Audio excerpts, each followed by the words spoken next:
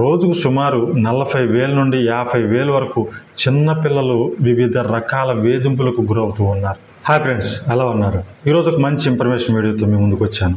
అదేంటంటే children's day, పిల్లల దినోత్సవం. ప్రపంచవ్యాప్తంగా వివిధ దేశాల్లో వివిధ రోజుల్లో జరుపుకుంటూ ఉంటారు. ప్రపంచ పిల్లల దినోత్సవాన్ని జూన్ 1వ తారీఖున జరుపుకుంటారు. పిల్లల దినోత్సవం యొక్క చరిత్ర మనం ఒకసారి ఆలోచన చేయగలిగితే ఇది ఎప్పుడు ప్రారంభించారు? 1925లో టర్కీలో మొట్టమొదటిసారిగా పిల్లల దినోత్సవాన్ని జరుపుకున్నారు. అయితే ప్రజల్లో అవగాహన కల్పించడం కోసం 1954లో ఐక్యరాజ్య సమితి ప్రపంచ పిల్లల దినోత్సవాన్ని జూన్ 1న ప్రారంభించింది. ఇదిలా ఉంటే భారతదేశంలో ప్రారంభం ఎప్పుడు ప్రారంభమైందంటే 1964లో భారతదేశంలో పిల్లల దినోత్సవం చిల్డ్రన్స్ డేని నవంబర్ 14న జవహర్లాల్ నెహ్రూ జయంతిని పురస్కరించుకుని ఒక రోజును కేటాయించడం జరిగింది చిల్డ్రన్స్ డేగా. ప్రస్తుతం ప్రపంచవ్యాప్తంగా పిల్లల దినోత్సవాన్ని వివిధ రోజుల్లో జరుపుకుంటూ ఉన్నారు. భారతదేశంలో అయితే నవంబర్ 14న, యునైటెడ్ స్టేట్స్లో అయితే అక్టోబర్ 8న, చైనాలో అయితే జూన్ 1న, జపాన్లో అయితే మే 5న. చిల్డ్రన్స్ డే యొక్క ప్రధాన ఉద్దేశాలు ఏంటి అని ఆలోచిస్తే పిల్లల హక్కులను పరిరక్షించడం, పిల్లల సంక్షేమం, విద్య మరియు ఆరోగ్యాన్ని ప్రోత్సహించడం, పిల్లల్లో ఆత్మవిశ్వాసం, ధైర్యం పెంపొందించడం, బాల్య వివాహాలు, బాల కార్మికుల నిర్మూలించడం, పిల్లలకు న్యాయమైనటువంటి విద్య, ఆరోగ్య సదుపాయాలు కల్పించడం, పిల్లలకు ప్రేమ, ఆదరణ చూపించడం, పిల్లల యొక్క ప్రతిభను ప్రోత్సహించడం చిల్డ్రన్స్ డే యొక్క ముఖ్య ఉద్దేశం. దీనివల్ల మాకేంటి ఉపయోగం అని ఆలోచిస్తే ఇది మాకు తెలుసు కదా అని చాలామంది అనుకోవచ్చు. కానీ అసలు విషయం ఇక్కడే ఉంది. చిల్డ్రన్స్ డే యొక్క ముఖ్య ఉద్దేశం అయితే బాగానే ఉంది, కానీ ఆ ఉద్దేశాలు అనేవి ఏవైతే ఏ కారణం చేత అయితే పెట్టారో అవి సమాజంలో ఇక వ్యవస్థలో అవి అమలు అవటం లేదు. ఎలా అమలు అవటం లేదో ఒకసారి మనం ఆలోచన చేస్తే ప్రస్తుత కాలంలో బాలికలపై అత్యాచారాలు అనేవి రోజు రోజుకు పెరుగుతున్నాయే తప్ప తగ్గటం లేదు. ఇవి ఎలా జరుగుతున్నాయి? సామాజిక, ఆర్థికంగా, సాంస్కృతిక మరియు వ్యక్తిగత కారణాల వల్ల జరుగుతున్నాయి. ఈ అత్యాచారాలు ఎన్ని రకాలుగా జరుగుతున్నాయో ఒకసారి మనం చూద్దాం, ఆలోచన చేద్దాం.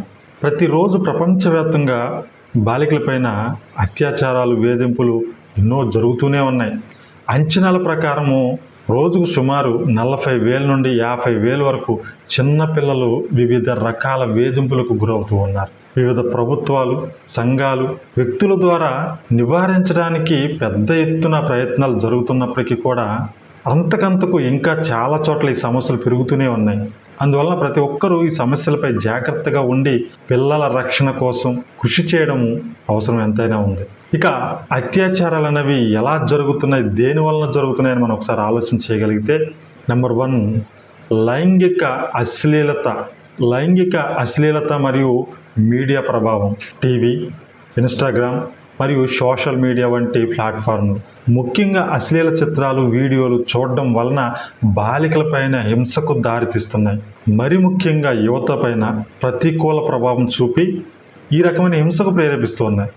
మొబైల్ ఫోన్లు, ఇంటర్నెట్, సోషల్ మీడియా వంటివి పిల్లలు సులభంగా ఉపయోగించడం వలన అవి వారికి ప్రమాదకరమైనటువంటి పరిచయం చేస్తూ ఉన్నాయి. కొంతమంది మానసికంగా, శారీరకంగా ఎదగకపోయిన యువతలు తమ శక్తిని ఉపయోగించి బాలికలపైన దాడి చేయడం వంటి తప్పుడు ప్రవర్తన చేస్తూ ఉన్నారు. ఇది ఎక్కువగా సాంకేతిక పరిజ్ఞానం లోపం, అవగాహన లేమి కారణం చేత జరుగుతూ ఉన్నాయి. ఇక 2వ పాయింట్ మనం ఆలోచన చేయగలిగితే పేదరికం మరియు కుటుంబ పరిస్థితి కారణం.